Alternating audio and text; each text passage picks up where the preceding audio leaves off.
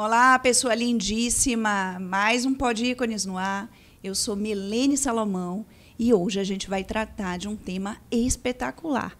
A gente vai falar e trazer aqui para vocês a interação de duas áreas. A atuação do cirurgião dentista na especialidade da cirurgia bucomaxilofacial, trabalhando de maneira integrada com o médico anestesista. Olha que delícia! E antes que eu me esqueça, curta, compartilhe, ajude a distribuir conhecimento de qualidade a todo mundo que se interessar. Então, vamos lá. Hoje eu tenho um prazer enorme, grandioso, de trazer duas profissionais aqui que são célebres nas suas respectivas áreas de atuação. Eu tenho aqui comigo o prazer de tê-la, doutora Pauline Cardoso, cirurgiã bucomaxilofacial, e doutora Tássia Lopes, médica anestesista. Vamos lá, a gente vai falar disso que eu acho magnífico, na verdade, essa interação. E super, sejam bem-vindas à nossa casa, tá certo? Vamos lá. Ia perguntar um negócio, senhor? Aliás, eu vou contar até uma pequena história antes da gente entrar no assunto. Chego através de doutora Pauline sobre esse tema, sem saber que particularmente, de alguma maneira, já te conhecia, A né? gente já se conhecia. Eu achei, conhecer sem conhecer, né? Eu achei, gente, Grupos aquilo de muito mães. engraçado. Grupos de mães. Como é possível, né? O mundo é um ovo de codorna, né? Tá vendo? Demais. Eu estava no consultório de doutora Pauline há pouco tempo atrás. E aí ela estava atendendo um paciente, né? Trabalhando dessa forma. Eu fiz, uau, o tema é magnífico, as pessoas precisam tomar conhecimento sobre esse assunto, né? E vamos lá, como é trabalhar com anestesia em consultório odontológico, né? Que tipo de qualidade de tratamento vocês podem oferecer ao paciente, enfim. Do ponto de vista de cirurgia, você conseguir executar o procedimento com o paciente de forma mais confortável é o principal objetivo, tá? Então, quando a gente tem o auxílio do anestesista no consultório, controlando ali a ansiedade, desconforto do paciente, você acaba ficando muito mais confortável. O procedimento flui de uma maneira mais fácil. E assim, é só benefícios. No frigir dos ovos é só benefícios. A gente usa no dia a dia a anestesia local, o que a presença do anestesista não elimina. Já traz um conforto para o paciente, mas o anestésico local, ele só elimina a sensação dolorosa da região. Então, o contato, o tato, a pressão, que num paciente que está ansioso, está receoso, está com medo do procedimento, afinal de contas é uma cirurgia, né? Então, é normal a pessoa ter uma apreensão com relação a isso.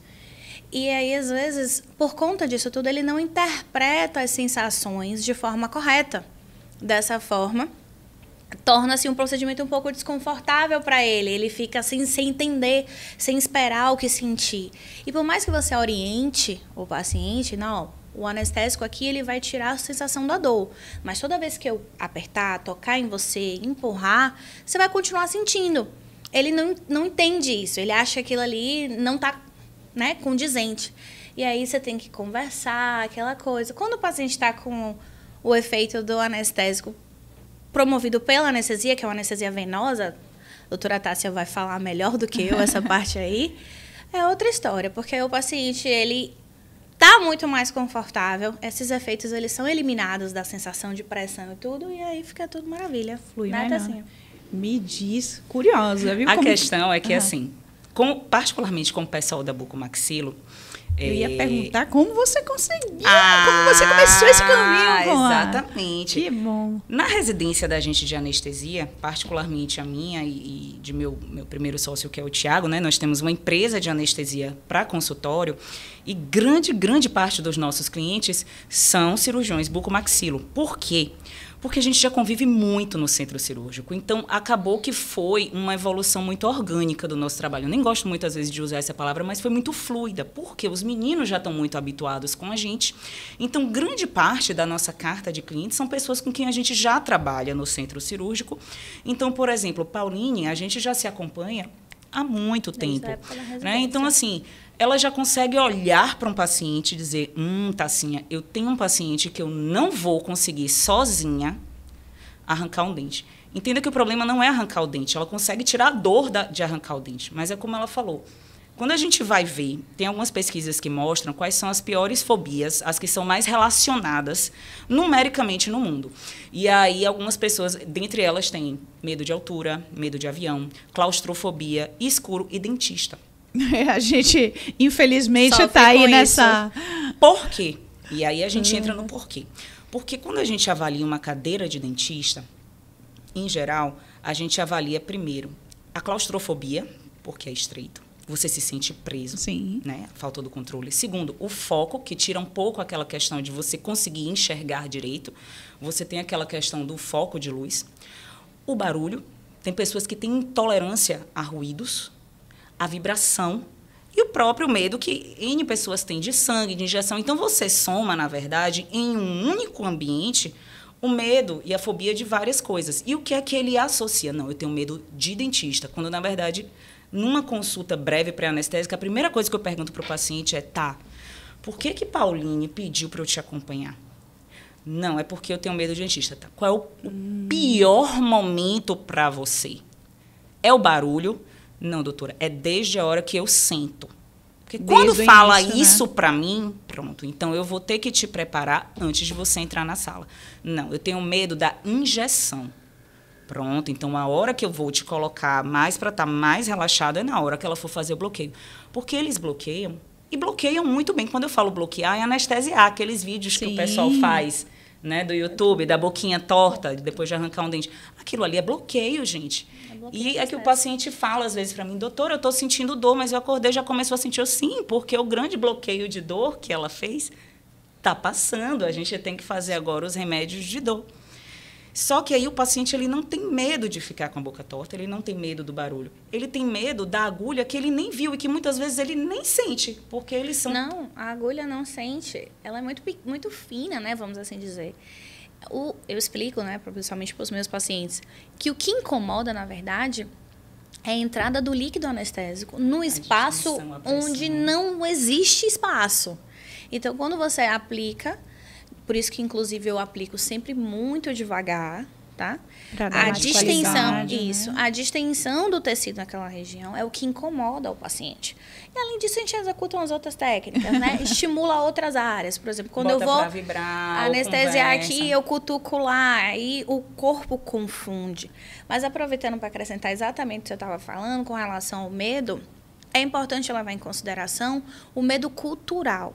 É cultural ter medo de dentista. Por quê? Porque antigamente... Tem paciente que nunca nem arrancou nenhum dente e tem medo de dentista, mas se você nunca foi. A odontologia, antigamente, era... Vou chamar de mutilador. Eu sei que é um nome meio grosseira, mas a pessoa não fazia uma prevenção. Ela ia quando tinha um problema, e o problema era fazer a extração, tirar. Então, assim, você já... pensa, se eu tenho que ir para o dentista, eu estou com problema, eu estou com dor, é algo ruim. Então, acaba que foi passado, tudo meio que junta, né? vai passando de gerações em gerações. E por mais que hoje a gente já esteja super moderno, isso ainda existe. Existe demais. O consultório é, tipo assim, rico em isso. E principalmente na minha área em questão, que é a cirurgia bucomaxilo. Você pega o paciente que vai precisar fazer uma extração, seja ela mais simples ou a mais complexa, e aí ele já está ali com todo o medo instalado e com todas essas defesas relacionadas ao ambiente instalado também. Pois é. Tem diferentes possibilidades, né? Técnicas que podem ser indicadas para essa finalidade, para o atendimento em consultório odontológico, de possibilidades de anestesia. E aí, não sei quem quer começar a falar. Acho que a Tassinha vai explicar melhor. Hoje em dia, a gente já tem uma gama de coisas que a gente pode fazer. O pessoal da odontologia, principalmente assim, que eu vejo no Brasil e no exterior, se começou muito a fazer uso, hoje em dia está até mais difundido, do óxido nitroso, né? Sim. Que já se tem uns aparelhos dentro de consultório, que, na verdade, você mistura com oxigênio, o paciente respira, né? Nos Estados Unidos, eles chamam do pig nose, né? Você oferece. E que fala, é o gás hilariante, vai todo mundo começar a dar risada. Não, é para dar uma leve relaxada, mas é aquela coisa, é uma sedação Leve, bem leve. Não é isso que a gente da anestesia, que os médicos anestesistas fazem. Hoje em dia, o nitroso, nós da anestesia usamos muito pouco, e principalmente em centro cirúrgico, mas na hora que a gente vai ajudar, por exemplo, a induzir uma criança, para fazer uma indução mais rápida. O que a gente faz, basicamente, principalmente em consultório, é o acompanhamento com infusão venosa de medicações. Sedação, tá? A anestesia, quando a gente pensa, o que é que a gente tem que fazer para esse paciente ficar pronto para qualquer procedimento? A gente tem que tirar a dor dele.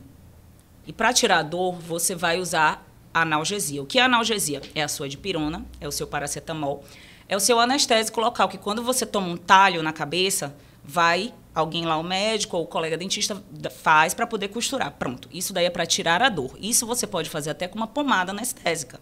Pronto. Tirou a dor. Associado a isso, o que é que eu posso fazer? Eu posso te acalmar, tranquilizar, que é aí para onde a gente vai dar hipnose. Que é o que fala, doutor, eu vou apagar, nem sempre, mas eu posso fazer com que você não lembre, que você não tenha mais uma lembrança traumática. Eu posso te tranquilizar. Além disso, o que é que a gente faz? Pacientes que são muito hipertensos, um dos gatilhos que a gente tem com medo faz a pressão subir, faz ansiólise, faz muitas vezes o paciente sair do consultório odontológico sem dor nenhuma, mas ele estava tão tenso, tão travado, que a primeira coisa que ele faz é: eu tenho enxaqueca. E ele associa isso com o procedimento que ele fez, quando na verdade é da tensão. E aí uma semana depois, passa mal, pressão baixa. Sai tranquilamente e chega no elevador. Desmaia. Muito comum, muito comum. E às vezes a única coisa que a gente faz com esse paciente é uma papoterapia, medicações de pressão para trazer e para controlar a frequência do coração dele. Às vezes a gente não faz nada de sedação, eu controlo só esse coração que está acelerado. E aí ele sente, não, eu não estou desesperado. Perfeito. E acabou. E isso para ele era o que ele precisava de mim. Então, cada caso, o que a gente faz é avaliado primeiro, quando Pauline, minha cirurgiã, avalia aquele paciente e fala: eu acho que você merece algo a mais. E aí ela fala: Tassinha, dá uma avaliada nesse paciente para ver se dá para a gente fazer ele em consultório ou se eu vou ter que levar ele para um centro cirúrgico. Beleza. Aí a gente avalia, não, dá para fazer no seu consultório. E aí a gente vai conversar com o paciente para entender o que é que ele espera. Porque tem o que Pauline precisa, o que eu posso dar e o que o paciente quer. Tem que unir os 3 desejos, né? As 3 intenções. E aí... Ou necessidades, né? Pegando o gatilho da questão do dito, né? O óxido nitroso. Acabava sendo mais acessível em consultório, né? Até porque atualmente a legislação brasileira permite que você faça uma habilitação para fazer óxido nitroso, sedação com óxido nitroso, que é chamada de sedação consciente também. Então, ficava mais fácil e era uma das alternativas, tá? Que a gente tinha para resolver esses casos mais complexos de pacientes com ansiedade e tal.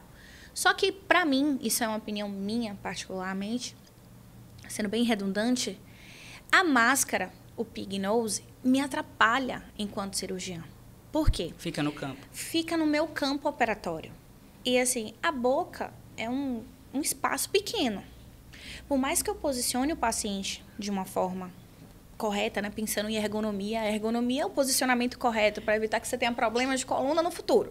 Então, quando você bota o paciente correto na posição, que você se bota correto na posição, você enxerga de um jeito, mas aí você tem bochecha, você tem o tamanho da boca do paciente, língua, tem tudo ali, o instrumento, você tem seu auxiliar que, a depender se ele for treinado ou não, vai te ajudar ou vai te atrapalhar. E você tem que o paciente relaxa.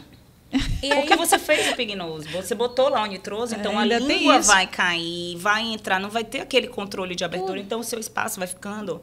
E aí você tem assim, esse monte de coisa já que você precisa controlar, ainda tem mais uma máscara que está bem ali na sua frente. Então, ficava um pouco desconfortável. Então, eu acabava, na maioria das vezes, preferindo trabalhar com papoterapia. Eu trabalhava meu paciente para conseguir. Eu costumava dizer que era interessante que eu ganhasse em psicologia e cirurgia bucomaxilo, porque era um trabalho ali de autoconfiança para o paciente, né, se sentir confiante e eu consegui executar o procedimento. E assim, várias vezes a atenção do paciente leva ele a tomar posturas, ter atitudes que você precisa controlar ali, até às vezes ser mais incisivo, porque senão você não consegue terminar de fazer o procedimento. E você não pode largar no meio do caminho. Então, ainda tem um porém do nitroso, que você coloca pelo nariz, mas sai pela boca. E o que relaxa o seu paciente, ela também está respirando. Então, ele precisa ela também inspirar. Tá vendo? Polui o ambiente. Então, às vezes, acaba o dia e você não entende. Meu Deus, eu não entendo, eu não fiz quase nada, mas eu tô com dor de cabeça, eu tô muito cansada.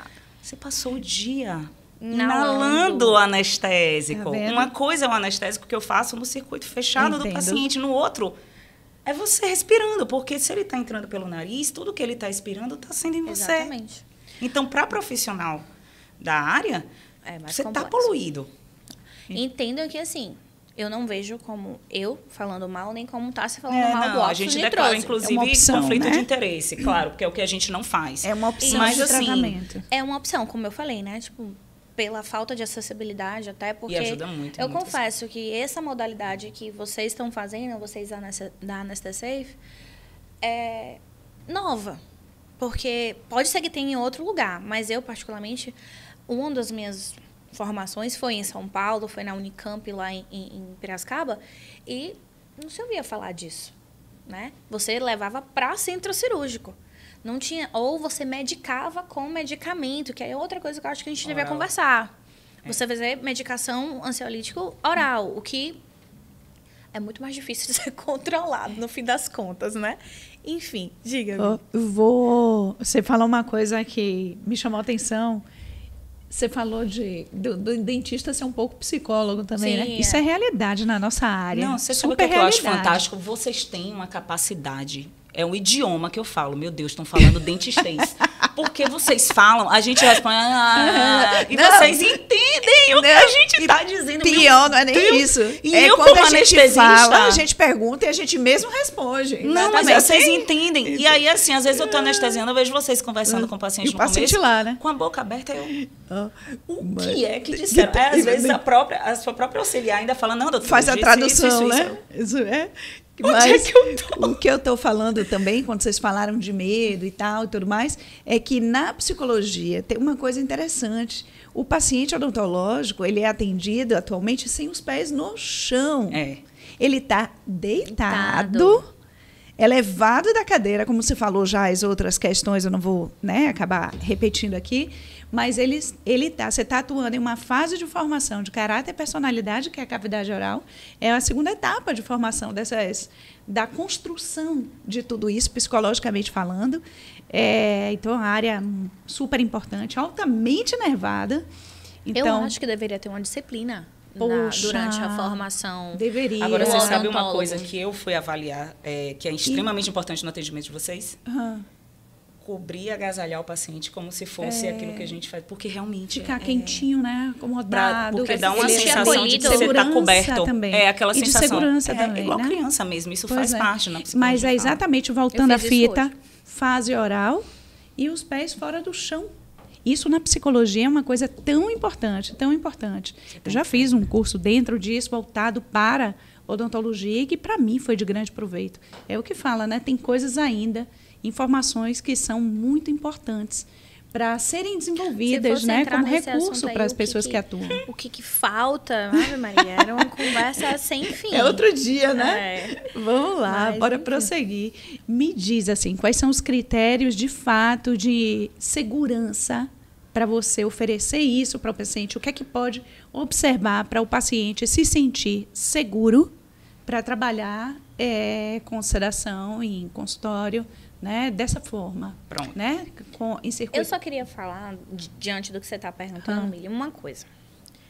Primeiro, qual é o principal fator que impede da gente usar isso em todos os pacientes? Ah, sim, pode ser também, mas... Custo, dinheiro. Financeiro. Ainda tem isso, né? Ainda tem isso. Que a gente nem... Então, assim, se eu pudesse, sendo muito sincera, tá? Eu usaria em todos os pacientes que eu vou fazer uma extração que eu sei que vai ter um pouco mais de desconforto. Um dente que tá mole para cair, uma extração mais simples. Gente, não precisa expor o paciente a isso. Mas um terceiro molar, que é um dente dá já mais mais trabalho, trabalho, ou qualquer outro dente que esteja preso dentro do osso, que a gente chama de incluso. Paciente certo? especial. Pacientes que têm qualquer Pois é. alteração de saúde, não, comorbidade, ou pacientes especiais, enfim. Paciente oncológico. Que Oncológico. tudo que a gente precise levar para o Olha. hospital aumenta risco de infecção. Então, Enfim. imagine você precisar internar um paciente em quimioterapia por causa de um dente. Verdade. Tem que ter um cuidado redobrado. Exato. Então, assim, se eu pudesse, todos esses pacientes estariam sempre nesse caminho. Agora, começando o que você perguntou, É que a pergunta é no sentido, quem não conhece ou quem não sabia e vai estar sabendo a partir de agora desse recurso que pode ser oferecido, né? Anestesia em ambiente odontológico.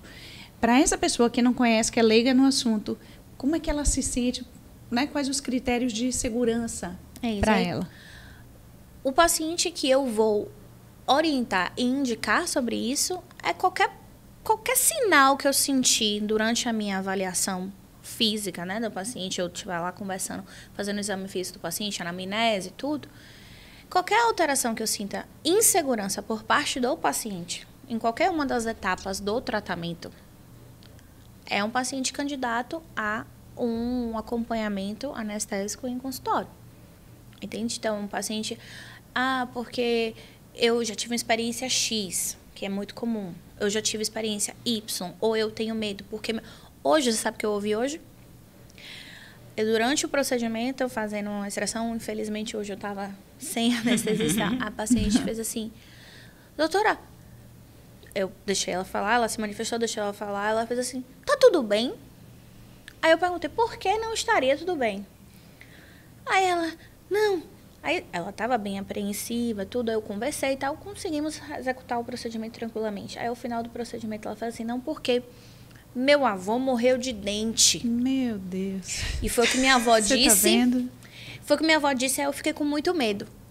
Aí essa paciente era uma paciente que extremamente candidata a viver uma experiência muito mais tranquila para ela não propagar essa informação, ao meu ver, sabe? Exatamente. Então, assim, foi conversado sobre isso. Inclusive, tem um ponto importante. Muitas vezes, o medo se manifesta na hora do procedimento, não na consulta de avaliação. Na consulta, todo mundo corajoso, Eu né? já interrompi, não fui adiante. Tipo, eu ia começar a anestesiar e não continuei. Por conta do paciente. Teve que interromper, né? Ficou muito ansioso, tudo ali. Eu falei, não, esse é o paciente aqui que não é para ser feito dessa forma. E o outro ponto é a dificuldade do procedimento, que é uma característica também. Quanto mais difícil é o procedimento, em termos técnicos, né, da realização do procedimento, vai implicar em maior trauma cirúrgico e maior desconforto para o paciente. Então, quando o dente do paciente é mais difícil, vamos assim dizer, ou qualquer outra cirurgia torne-se mais difícil pelo contexto geral do paciente, é uma indicação muito boa você trabalhar dessa forma. Você vai trabalhar Porque muito mais cansa seguro. também, né? Imagine que o paciente, às vezes, vai ficar lá O tempo todo. muito tempo com a boca aberta. E isso cansa. Então, assim, invariavelmente, é mais confortável. Acaba que é muito mais confortável para ele, às vezes. Eu até falo, vão ter momentos que você pode ouvir a Pauline pedindo para você abrir um pouco mais a boca. Tá, E pra até isso encaixar. a gente tem recurso. A gente coloca os abridores mas é mais de para boca. que ela consiga trabalhar até mais rápido, mais prática, porque relaxa um pouco mais, fica mais tranquilo. A atuação do anestesista durante todo o procedimento, ali coladinho até... Na verdade, Como que começa funciona muito antes. Pauline, como é uma pessoa que a gente já trabalha há mais tempo, a gente já passou por todas as etapas. Mas digamos que hoje um colega cirurgião queira nossos serviços. Então, ele entra em contato com a empresa. Ele fala, olha, eu tenho 5, 10, 15 pacientes para operar. Beleza, a gente tem que ir na sua clínica. Não, mas quando é que a gente marca? A gente tem que fazer uma visita técnica. Porque nem todo consultório importante. está apto para receber anestesia. E o que é que a gente avalia? A gente avalia tudo de parâmetro de segurança. Se pela sua porta eu consigo passar uma maca. Para a gente conseguir oferecer anestesia de consultório, a nossa empresa, a gente contratualizou todo um setor jurídico. E quando eu falo que a gente leva a anestesia para o consultório, nós levamos a anestesia. Eu vi lá o tanto então, de assim, equipamento. Eu vi o que é que com os tem que meus ter, olhos. além de monitorização? A única coisa que a gente pede que lá esteja, que o colega já faça, né, já esteja com o aporte de oxigênio, porque é inflamável, mas nós levamos monitor, aspirador, desfibrilador, todas as medicações, medicação de socorro. Nós temos o colega que fica de sobreaviso, de retaguarda, e nós temos contratualizado a equipe de remoção. Então, quando eu vou no seu consultório ver se eu consigo fazer, nós tivemos uma clínica que eu falei, não tem condições, vocês têm uma escada íngreme. Se eu precisar remover meu paciente aqui, eu não tenho por onde tirar. É uma escada em espiral. Ah, mas ele não volta para casa andando? Volta, mas ele vai estar pós-sedação, ele pode cair. Se eu precisar remover por aqui, uma maca não passa. Não dá. Então, um critério de segurança importante, né? Na O verdade, espaço primeiro físico. passo, né? Primeiro ser passo é a avaliado. visita técnica. Quando é um colega, principalmente novo, e outra coisa, quando nos indicam alguém, aí nós fazemos a visita, e aí nós vamos fazer o rastreio, como é que são os casos. E isso que Paulinho falou é verdade. Muitas vezes, na consulta, o paciente, muitas vezes fala, o paciente mente. Não, às vezes o paciente está tão ansioso que ele não lembra de dizer em outras coisas, muitas vezes porque ele também acha que uma extração dentária ou um implante é um procedimento que eu não preciso lhe dizer que eu já tive dor no peito quando eu subi uma ladeira. Então, teve uma paciente que, quando eu fui avaliar, todos os documentos que ela tinha, que ela chegou com uma pasta. Uma pastona, né? E aí eu vi que em um relatório de alta dela, de 4 anos atrás, ela tinha infartado. Meu Deus. Ainda E bem aí, que- na busca que eu fiz, eu encontrei o relatório da cardiologista dela. Entendi. Pedindo uma cirurgia de revascularização miocárdica, só que ela ficou tão ansiosa que ela não voltou. Só que agora ela estava em processo de periodontite, ela precisava extrair os dentes Não com tem pra onde risco de correr, estabelecer né? Até pra não- endocardite. E ela precisava, e com plano de saúde, só que ela não queria se internar porque ela tinha pânico de internamento. Olha. E Tem aí isso vai também. eu dar a boa notícia para ela, De que ela não era que candidata. ela não era candidata. Aí ela, mas eu não vou arrancar meu dente. Eu, vai, mas a senhora vai fazer em hospital arrancando os dentes e botando pontes no coração. E eu já avisei a sua cardiologista, porque eu entrei em contato, ela evadiu. E ainda tem isso, né? Ela ainda tinha uma outra situação que talvez Muito mais grave. ela não tenha nem se dado conta do nível de gravidade e da interação que pode acontecer. E aí o que, entre é que essas pode duas. acontecer com ela? Ela pode morrer Como? de dente. Ave Maria. Não é? Entendeu? Porque As na hora pessoas- que arrancar um dente e infartar, Entendeu ela como morreu minha de quê? vida é E as fácil? pessoas não, algumas pessoas não se dão conta de que isso pode acontecer. Gente, é uma Anamne- cirurgia. As pessoas Anamnese subestimam, quase que não saiu a palavra, demais o Subestimam tratamento mesmo. odontológico. E eu vou deixar de falar de extração, como a Tacinha citou, implante, reconstrução. Então, você já perdeu os dentes, você quer Reconstrução. reconstruir. Reconstruir é você colocar osso, porque quando a gente perde dente, a gente perde o osso que sustenta o dente. Sim. Então, você precisa fazer essa reconstrução. Então, isso tem chegado muito nos consultórios e são pacientes mais velhos. Não que isso seja um problema, mas geralmente são os que têm mais comorbidade. E com padrões como o que a doutora Tássia acabou de citar. Então, você tendo uma anestesia dessa, você consegue trabalhar da melhor forma. E outra, tem um paciente que não vai ter indicação nem de fazer em consultório sobre hipótese nenhuma. Não. Que é como Eu ela vi aí citou. que você acabou de Obeso. relatar Não, a e os situação, grandes né? obesos, por exemplo, que são muito difíceis, que respiram mal. Então, assim, tem horas que eu olho assim, olha, seria muito bom eu fazer por número e fazer para extrair um dente, mas não é assim. Tem pacientes que a gente tem que pesar risco-benefício. No seu caso, o risco é muito alto. Tem pacientes que são polialérgicos, alergia a látex. Você tirou uma pergunta da minha boca agora. Não vai fazer em consultório alergia a látex, Não é. porque tudo, até o saco de supermercado, pode te dar alergia. Como é que eu vou te colocar num consultório? Não. E tem pacientes que não sabem que tem alergia. Eu já suspendi. Só descobre na hora. Na né? hora. Eu suspendi já um procedimento quando eu infundi um antibiótico. A paciente nunca tinha tido alergia a nada. Não, esses dias em centro cirúrgico, é um paciente que tinha múltiplos dentes para poder fazer a extração, então a gente colocou ele em centro cirúrgico. Ele não tinha nenhuma alteração, né, saudável. Contudo, por ser muitos dentes, o grau de comorbidade do procedimento torna-se maior. Claro. Então, por isso, optamos por colocar em centro cirúrgico. E essa é uma das opções, né? Sim. Como eu falei, o grau de dificuldade do procedimento pode Aumentar levantar o a necessidade. E o paciente só tinha conhecidamente alergia à penicilina.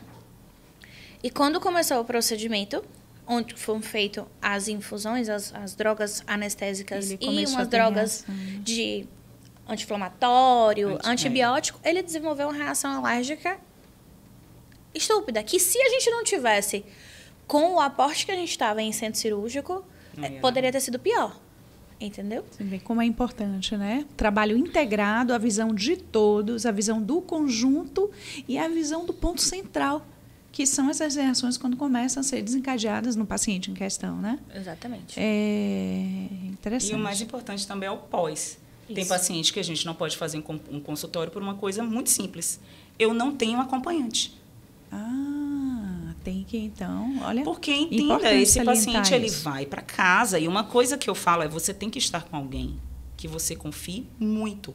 Você não vai voltar para casa sozinha de Uber depois de ter tomado uma anestesia. Sua memória está afetada. Um exemplo fácil e claro do paciente, quando você chegou lá no consultório, que você encontrou com o Thiago e teve a brilhante ideia de nos trazer aqui hoje. Tá vendo? Esse paciente, quando eu terminei de realizar o procedimento, eu ponho ele na cadeira para dar as orientações pós-operatórias. Chamo o acompanhante. Eu terminei de falar tudo. Quando eu terminei de falar, ele perguntou, como foi o procedimento? Olha. Sendo que tinha sido a primeira coisa que eu falei. Exatamente. Então, tipo, você tem noção aqui, assim, já está... Está sob efeito, né, ainda. Já passou o momento da anestesia, mas não passou a anestesia. Exatamente. É uma coisa não que é você imediato, A primeira né? coisa que eu faço é, paciente vai ser anestesiado, pego o celular e entrego na mão do acompanhante. Por quê? Senha de banco. Tudo. Eu já ia te perguntar sobre os critérios éticos que precisam ser observados quando o paciente está sob efeito de anestesia em consultório odontológico. Exatamente. Então, assim, primeiro de tudo, na consulta pré-anestésica, eu sempre peço para ver o paciente, para que o paciente me veja. Porque o grande medo de 99,9% dos pacientes é que eles não sabem quem vai estar com você lá no dia. Então, eu vou estar com você. Nosso grupo, nós somos 4 anestesistas e cada um vê o seu paciente. E eu sempre peço para no dia, se o acompanhante estiver presente, por favor, chame, porque eu quero que me veja também. Eu vou deixar com você, eu vou dizer as orientações para os dois, mas vai acontecer isso, isso e isso. Meu celular está aqui ligado, inclusive, porque eu anestesiei uma paciente hoje mais cedo. E aí é aquela coisa que eu falo, estou lhe entregando ela tem que comer tal hora, tem que ir no banheiro, pode deixar dormir. Não deixe acessar rede social, não acessem redes sociais depois de procedimento, Na verdade, gente. Não é fazer nada. Não peguem em celular, porque nós não estamos com a memória boa, nós estamos sem filtro, nós não temos discernimento. Às vezes você vê lá, você pode fazer uma compra que você não queria. Você pode acessar um site indevido. Você pode dizer coisas em grupos que não era. Você está sem filtro. Então, esses são os cuidados que eu tenho. E, doutora, e como é que eu vou para casa? Com alguém da sua mais extrema confiança. E não vai de moto, porque eu já tive paciente que queria... Rapaz, parece até brinquedo. De moto, depois de um procedimento dessa ordem. Posso ir de mototáxi? Não, mas é meu marido que vai dirigir. Ótimo, ele não vai. Olha... às vezes a gente dá risada e acha porque absurdo. Parece óbvio. Às vezes a gente não pensaria que... Né, o outro pensaria, mas a gente tem que se Seu cercar de todas as acompanhante possibilidades. pode lhe carregar se você cair no elevador ou tem condições de chamar alguém. Então, se você não tem alguém que possa ser isso para você, eu não vou lhe anestesiar em consultório. Não Exatamente. vou. Não existe. Então, você vai ser internado, você vai ficar sob a tutela no hospital, e aí sim, mas se você não tem quem cuide de você, até para me dar o feedback, não tem como. É por isso que existe uma coisa chamada Centro de Recuperação Pós-Anestésica no centro cirúrgico. Porque o paciente sai da sala de cirurgia e ele fica sob supervisão da equipe de enfermagem e do anestesista, até ele ter condição de ser transportado para o quarto e passar para a tutela da equipe de enfermagem do andar. No consultório, a gente não tem isso. Então, faz muito mais sentido a doutora Tássia ter, 30 mil resguardos, justamente porque é tudo responsabilidade da gente. Eu não me excluo, não. Para mim, também é a minha parte. Tanto que, se eu visse que fosse uma equipe de anestesia que não tivesse determinados cuidados, para mim também não valeria a pena. Então, O ideal de tudo isso é ter bons profissionais, no fim das contas. Com certeza. Sempre. E um contando com o outro, em diferentes áreas de saber, mas o objetivo sempre comum. Exato. Né? Porque E é é o o que eu benefício e falo. o cuidado com o paciente. E no arriar das malas, eu olho assim, a Paulinha fala para mim, 20 minutos para eu tirar esse dente. beleza, mas eu olho para o paciente, você marcou alguém depois, porque eu acho que eu vou precisar de mais tempo depois. Não, isso é um cuidado que a gente tem que ter. Porque tem paciente que demora de acordar. Tem paciente que mesmo quando acorda, demanda mais atenção, mais cuidado. Então, assim... Somos diferentes, né? Somos muito indivíduos diferente. individuais. Então, nós não temos, muitas vezes, uma sala de recuperação pós-anestésica. Às vezes, a sala é o próprio lugar onde o paciente está. E nós ficamos lá com o paciente até ele estar em plenas condições daquele acompanhante levar ele para casa. Mas, assim, isso pode levar 2 horas, isso pode levar 6. Exatamente.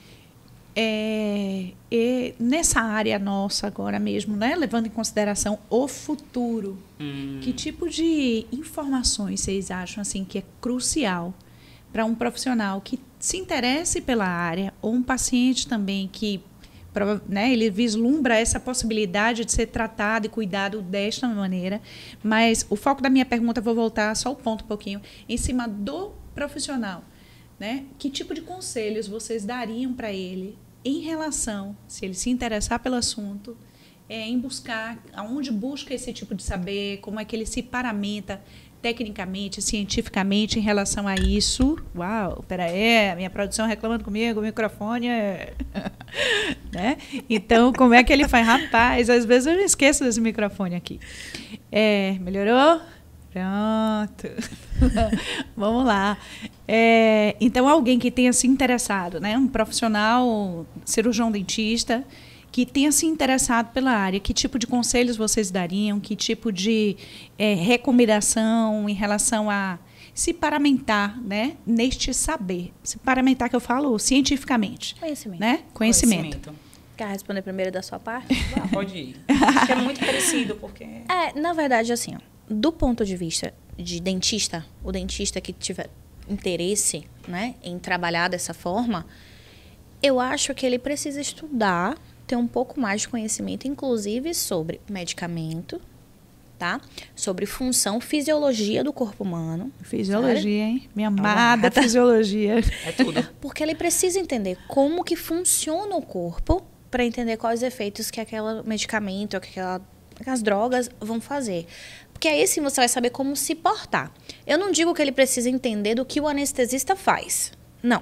Mas ele precisa entender um pouquinho a mais, eu acho, do seu paciente, do corpo humano. Eu digo isso porque, do ponto de vista de odontologia, as pessoas têm uma mania de focar em boca e não no corpo como um todo. Então, eu, por exemplo, falo, às vezes em cirurgia, falo, relaxa o paciente um pouquinho, aí ele administra uma droga, tu fala pra Tassinha, tem alguma coisa aqui, ó, o monitor, Tá sangrando. Tá sangrando, exatamente. Tá sangrando um pouquinho mais, tem como abaixar a PA do paciente, como é que tá aí, como é que tá o padrão ventilatório dele, porque tá um barulhinho aqui. Então, assim, tudo isso vem do meu treinamento enquanto cirurgia bucomaxilo, mas porque eu precisei estudar esses aspectos. Então, não precisa ser cirurgião bucomaxilo para ter anestesia em consultório. Mas eu acho que você precisa ter um cuidado a mais com o conhecimento do funcionamento do corpo do seu paciente. Poder observar e interpretar os parâmetros. Exatamente. Você precisa estar ali ligado. Então, não é só responsabilidade do anestesista ou função do paciente. O paciente é seu. O paciente, na maioria dos casos, o fluxo é. E o a paciente é do dentista. Também, né? Exatamente. O paciente é do dentista. Importante.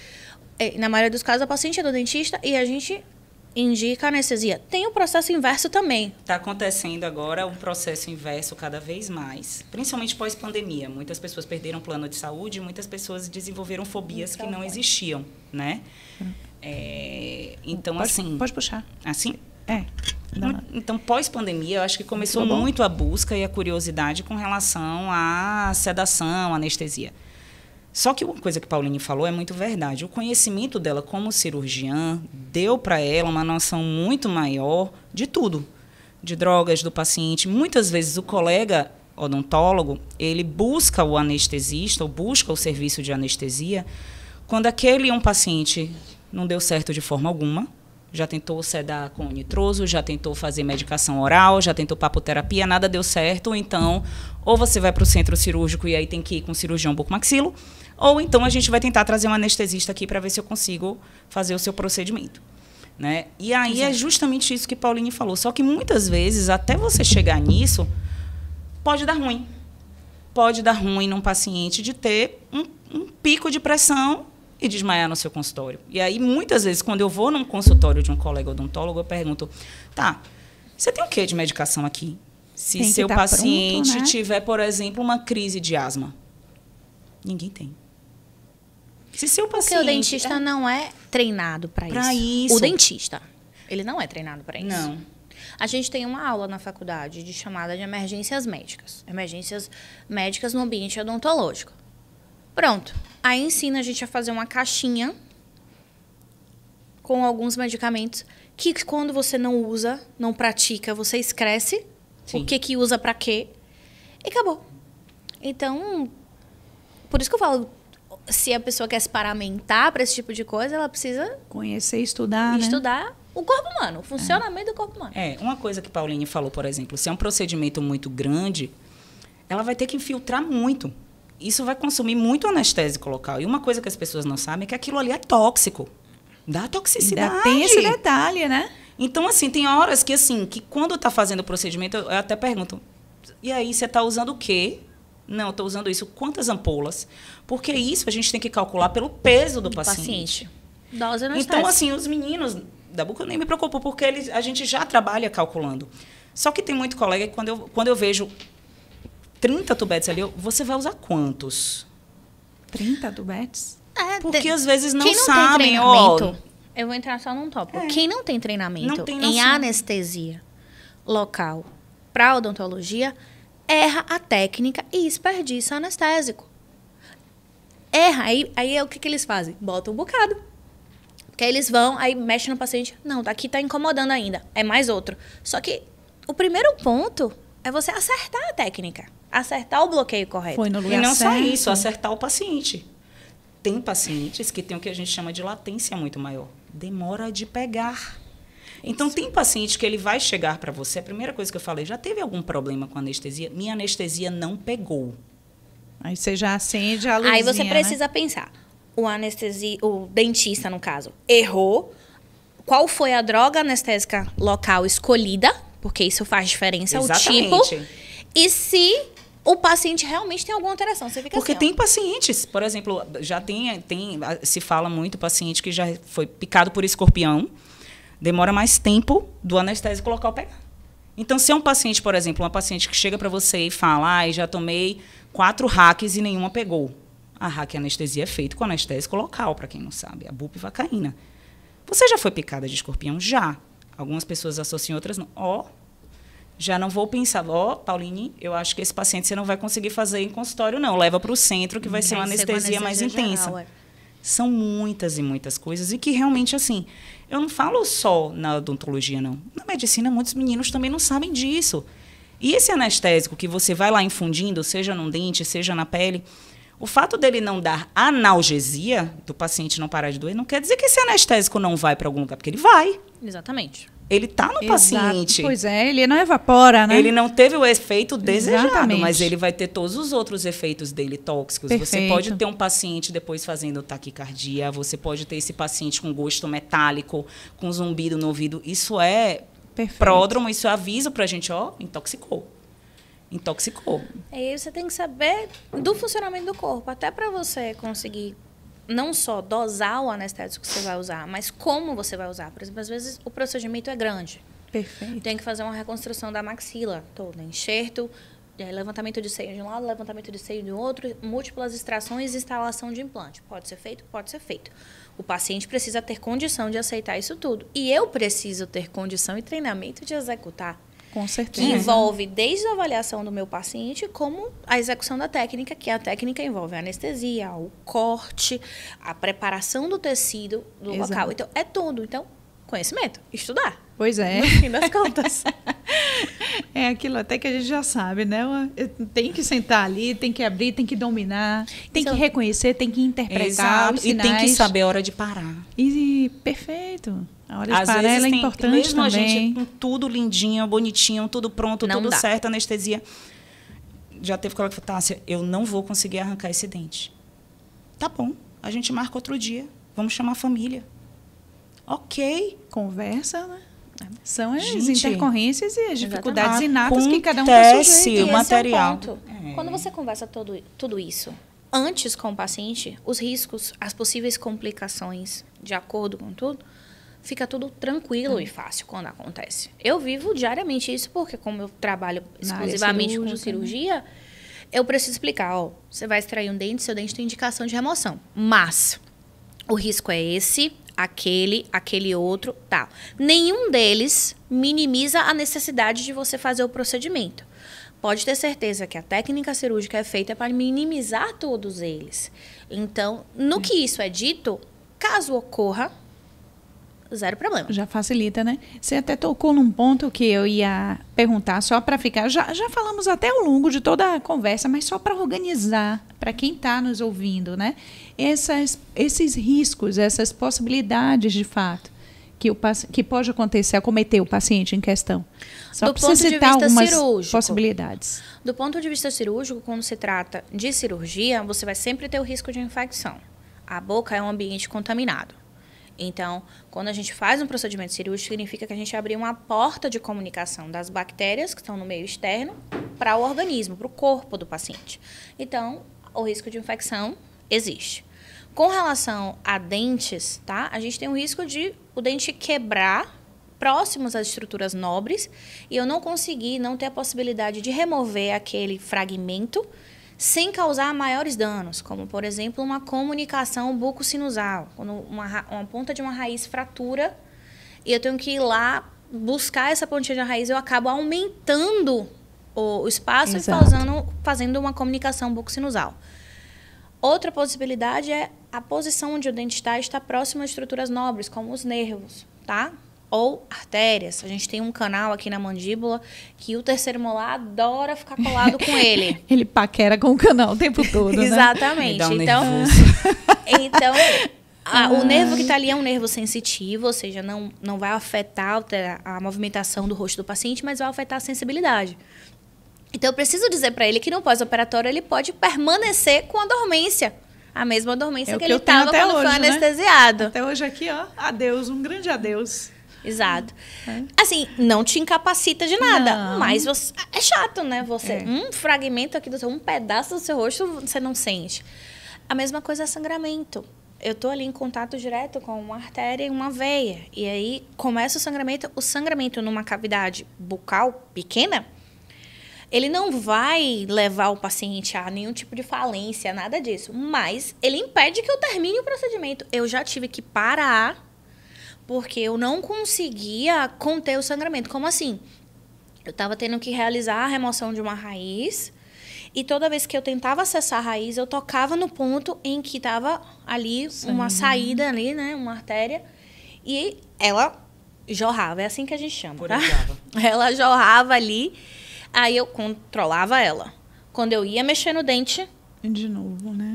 E eu não consegui terminar, porque se eu não consigo ver, eu não consigo terminar. Claro. Então, eu tive que parar, controlei, fechei. A paciente passou 20 dias, retornou, porque aí a gente já tem uma remodelação óssea da região, fisiologia do corpo. Aí eu consegui fazer a abordagem sem afetar a região onde estava a artéria e remover, finalizar. Mas isso tudo ficou muito tranquilo porque a paciente sabia. Então, esses são os principais riscos, assim. Da cirurgia em si. Isso. Né? E da anestesia em consultório.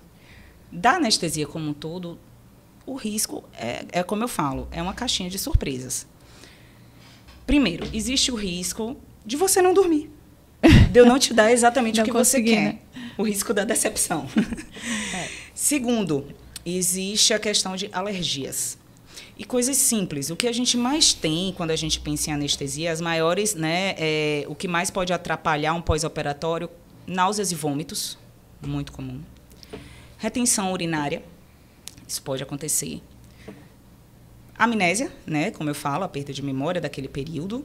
Queda, então tudo isso pode acontecer. Também pode ter oscilação de pressão, tem todos os riscos mais graves que vão desde uma alergia, pode ser um paciente de despertar prolongado. Outra coisa que a gente sempre pergunta muito, quando você toma anestesia, você demora de acordar? Porque pode ser um despertar prolongado. Então, imagine que você já é uma pessoa que tem um despertar prolongado e aí eu mando você para casa com sua mãe de 70 anos como acompanhante e você não acorda. Então, assim, tem coisas que... Tudo isso são riscos associados.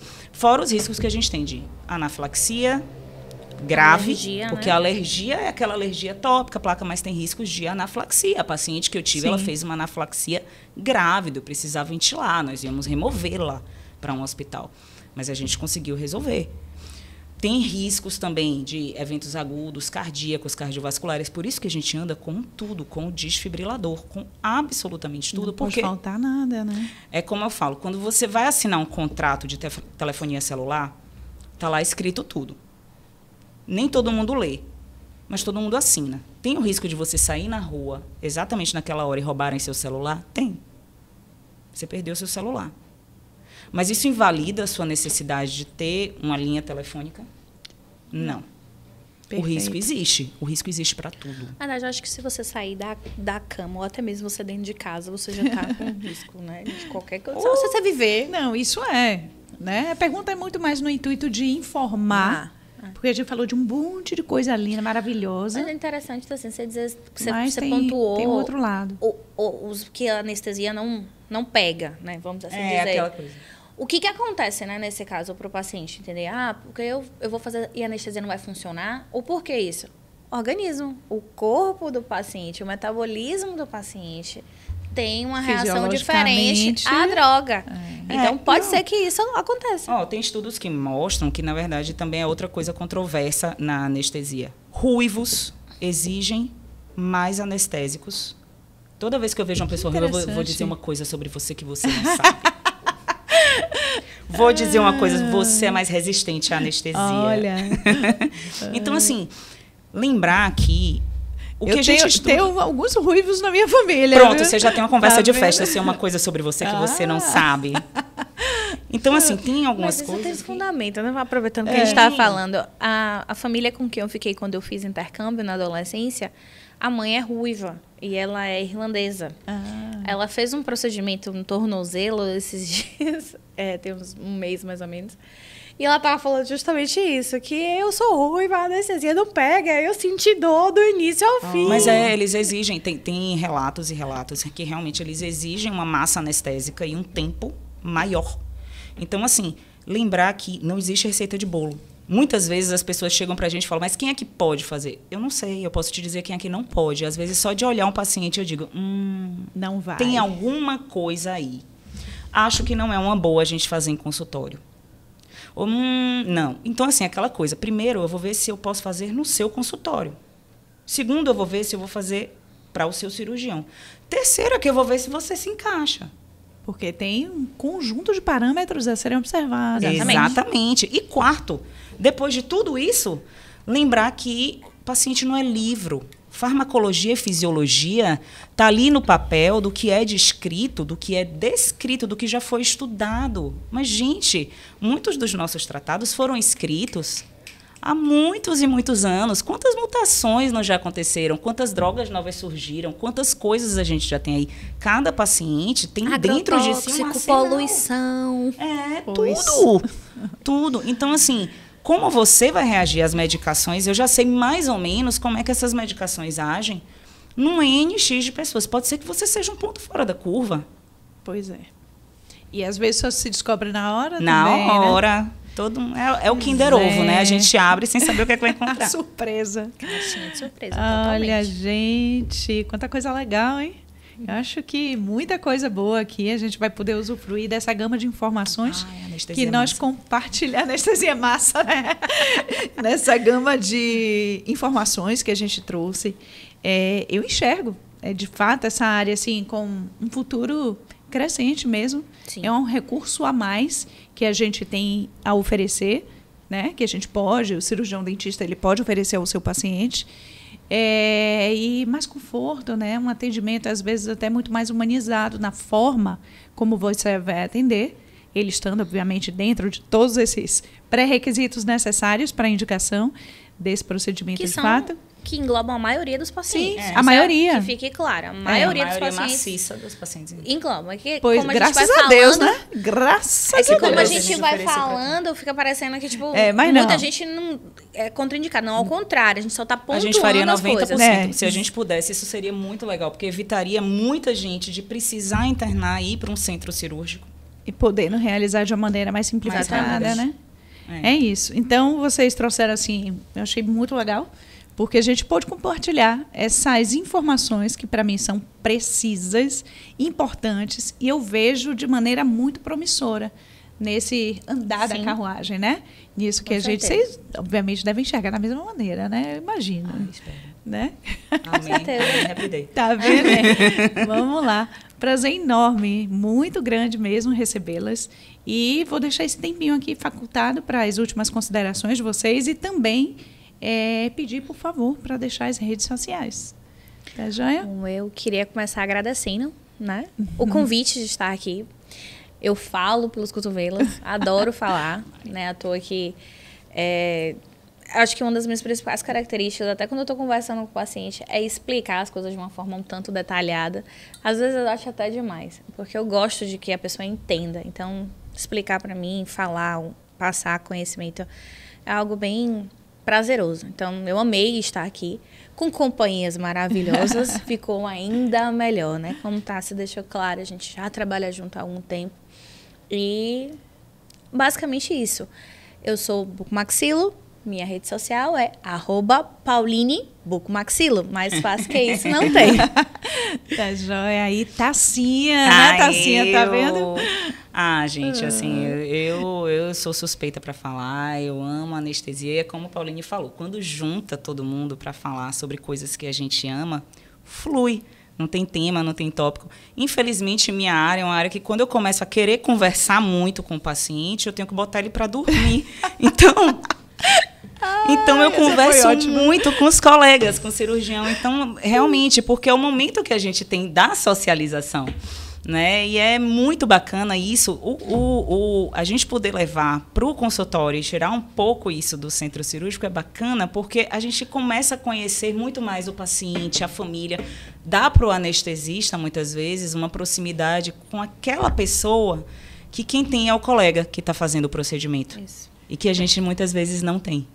Né? Então, é muito legal conhecer o esposo, a mãe, o tio, a pessoa que está lá, saber como é que está, acompanhar. Às vezes são pacientes que estão com Pauline há anos e que ela conhece todo mundo. E aí a gente começa a fazer parte também. Passa a integrar. É um facilitador, né? É um facilitador, você ter essa possibilidade. Não esqueça de sua rede social. A empresa, nós somos @anestsafe. Nosso grupo de anestesia de consultórios. E o meu é @Tássia JC Lopes. Pronto, tá aí. Então, quem quiser entrar em contato, já facilita. Sim. Tá joia? Prazer, novamente, tê-las aqui. Muito obrigada. Foi muito obrigada. Tá aí. E um abraço grande para todo mundo que nos acompanhou até agora. Pode ir, ícones falando, trazendo assuntos importantes aqui para a gente. Peço que você compartilhe, deixe seu like e vamos junto com a gente compartilhar conhecimento de qualidade. Muita gente esperando por insights maravilhosos na produção de tanto conhecimento científico e tantas pessoas que são maravilhosas nas suas respectivas áreas de atuação. Um abraço grande, segunda-feira tem mais e sempre venha com a gente.